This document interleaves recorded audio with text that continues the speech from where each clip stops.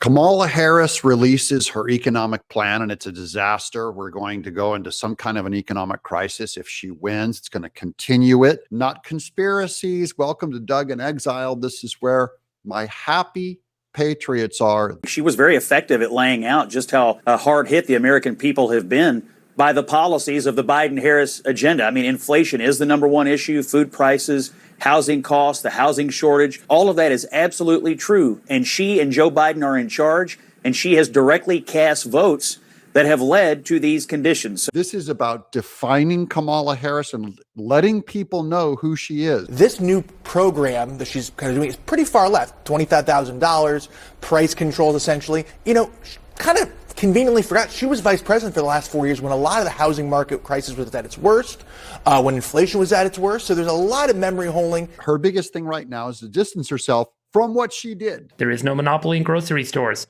It is a small margin, highly competitive, highly fragmented, free market. And the free market works in that everyone is always competing with each other, creating new productivity improvements. And as a result, over time, prices come down, except when the government intervenes and gets involved. Everything Kamala has proposed is having the government come in to price fix. Here's the great Milt Friedman. Keep your eye on one thing and one thing only, how much government is spending, because that's the true tax. Every budget is balanced. There is no such thing as an unbalanced federal budget. You're paying for it. If you're not paying for it through it in the form of explicit taxes, you're paying for it indirectly in the form of inflation or in the form of borrowing. But right now, the media is just trying to drag Kamala Harris over the finish line. Well, just remember the same people who told America that Joe was sharp as a tack are now telling you that Kamala is sharp as a tack. But not at the New York Post. Here's the new title, Communism. They're tagging her as a communist. Here's the Washington Post. The Times demands serious economic ideas. Harris supplies gimmicks. She's not a serious person on the economics. Lo and behold, she's an empty head. That shouldn't surprise anyone. In fact, the ideas that she has articulated, which we're going to show you later in this video, are some of the most dangerous things you can do to an economy. Here's the Associated Press. What is price gouging? And why is VP Harris proposing to ban it? The other thing that I picked up on today was this whole notion that price gouging, or gauging, as she called it, is what people are feeling. That the real cause of price inflation in food is not the supposed price gouging by corporate players in the ag and food industry, all of whom are deeply competitive with one another, but rather is the result of the inflation associated with government spending and stimulus coming out of COVID. The thing you should keep your eye on is what government spends. And the real problem is to hold down government spending as a fraction of our income. And if you do that, you can stop worrying about the debt. So that's the explanation for inflation. It's simple. We pumped cheap money into the system, too much, and then prices go up. There is no price gouging. Grocery stores, these things, they operate on very slim profit margins. There is no gouging. There is just inflation. So to go out and say, I'm going to get the federal government involved in setting prices or capping prices or interrupting the flow of the free market economy, let me tell you something. If you like bread lines, product shortages, black markets, hoarding, if you want to recreate the happy economic conditions of The Walking Dead, Kamala Harris has a plan for you. The Fed balance sheet. From COVID to today, the Fed balance sheet grew from $4.2 trillion to $7.2 trillion, a growth of 70%. The Federal Reserve went out and they bought assets and they issued debt to banks and introduced liquidity into the system. Okay, so now there is more money in the system, so the cost of everything should go up, which is exactly what we've seen. What's the Harris campaign doing about it? Well, they released her new campaign poster. It's a propaganda poster by a famous propaganda artist named Shepard Fairey. I kid you not. She's saying forward. So they can't do hope and change because she can't hope and change from her own campaign. By the way, Shepard Fairey, the propaganda artist that did her new campaign poster just released, he also did the hope and change poster for Obama. And you may remember even before that this was a kind of a meme poster of Obey with the Andre the Giant face. And that really is her campaign, is just obey or we're going to throw you in jail. Here is the price of electricity. As an example, the price of electricity has gone up a little bit less than the M2 money supply. Too much facts. We pumped money into the system and the cost of electricity goes up. And of course, they've been stopping oil drilling and managing fuel. So that also drives the cost of electricity up. But they're trying to lie to you and make you think this is some kind of a Trump thing. They always blame corporations. We've got a lot of videos of that coming up also, where it's the evil corporations that are price gouging you. Here's Jessica Tarlov on Kamala Harris is going to tell you exactly what she believes and actually what she thinks. And it is terrifying, like grabbing intellectual property, grabbing patents from the government. We have 81 days left. She will absolutely be sitting down, but she doesn't need to do it right now. Her supporters are not upset about it. Even people who are in the middle are not upset about it. She's giving speeches. She's telling people what she stands for. I will snatch their patent so that we will take over. And yes, we can do that. Yes, we can do that. Yes, we can. Yes, we can do that. The question is, do you have the will to do it? I have the will to do it. You do know that their plans have been evaluated and Trump's is more inflationary. Under Kamala and Biden, nothing has been worse, because what they're hiding is that the food companies have narrowed their profit margins. They're not taking as much money out. It's literally the opposite of price gouging.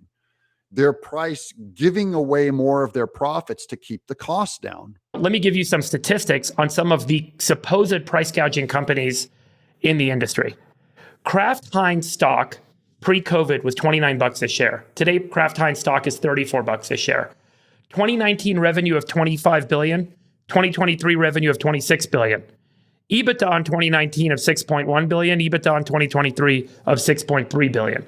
There's not a lot of profit gouging. In fact, Kraft Heinz has not been able to keep up with the inflation. So remember that. Her approach, Kamala's approach right now, is a calculated retreat, because she prefers, and her campaign prefers, that she live in the world of the first impression, because it's the basket case theory. The more you know about her, the less you want to know about her. And I'm telling you, watch that again. She is not a confident candidate. So she rolled out her economic plan, and largely, I know the media lies, but they're embarrassed by her. She has not given specifics. The actual specifics cut directly against the line that she's giving on profit, on companies gouging profits. Here's the margin profile pre-pandemic and today. Gross margin has declined by 2 points from 47.6 to 45.6. EBITDA margin has declined by 1.5 points. I don't know how she plans to separate herself from Joe Biden on this, because everything she talked about today, she has a direct hand in. Not only that, but the economic theory that she proposes is the same as Joe Biden. Blame the corporation. If you're feeling inflation, it's because some big, rich, evil Doritos company is gouging you on prices. Here's Joe Biden blaming the corporations on shrinkflation. The ice cream cartons have actually shrunk in size, but not in price. I've had enough of what they call shrinkflation. It's a ripoff. Some companies are trying to pull a fast one by shrinking the products little by little and hoping you won't notice. Give me a break. The American public is tired of being played for sucker. I'm calling on companies to put a stop to this.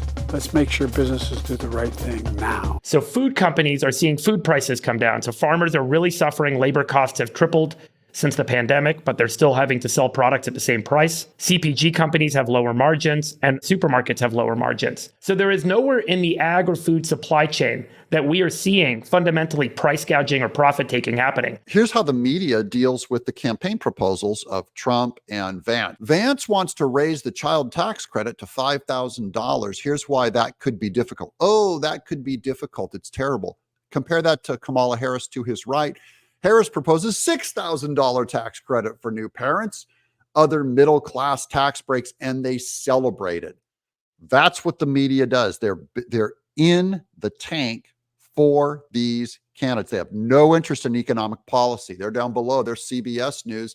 Vice President Kamala Harris is rolling out a new policy position, saying she'll fight to end taxes on tips for service and hospitality workers. By the way, Kamala Harris, she stole that one economic policy from J.D. Vance, and she stole this one from Trump. Here's how the same CBS News showed that it was dangerous for Trump to propose this. Former President Donald Trump's vow to stop taxing tips would cost the federal government up to $250 billion over 10 years, according to a nonpartisan watchdog group. See, the watchdog group doesn't have to be partisan. Just CBS will selectively report on it's bad for Trump and make it sound good for Kamala Harris. That's your media, your fraud media that will not tell the truth about these facts. What has happened is the cost of labor, the cost of moving stuff around, the cost of fuel, the cost of electricity, the cost of goods has all risen with inflation because of the increase in the money supply and federal spending and the stimulus associated with the Federal Reserve buying assets onto their balance sheet. So arguably, I would say that trying to step in and cap prices will reduce competition and as a result will reduce investment in improving productivity. So I hope this helps clarify what's going on. I know that there's a lot of big words being used and stuff, but I just wanted to give you actual facts on where we stand on the state of the union with our economy. Here's a great wrap up on the doom that is to come. And we have seen this countless times with every socialist experiment in human history has started with caps on food, and it has resulted in bread lines like you see in the image behind me today, as we can see in Soviet Russia. This is a mistake. It is a problem. It is anti-American. It is anti-free market. It is anti-innovation. It is anti-productivity. And ultimately, it's anti-liberty. And I cannot stand it. Are you tired of this? Because Trump has a plan to save the economy. He's a businessman. He will turn it around. What's the worst thing that could happen? What's the worst thing that could happen under Trump? Here's Dave Chappelle. What the fuck you gonna do if Trump get reelected?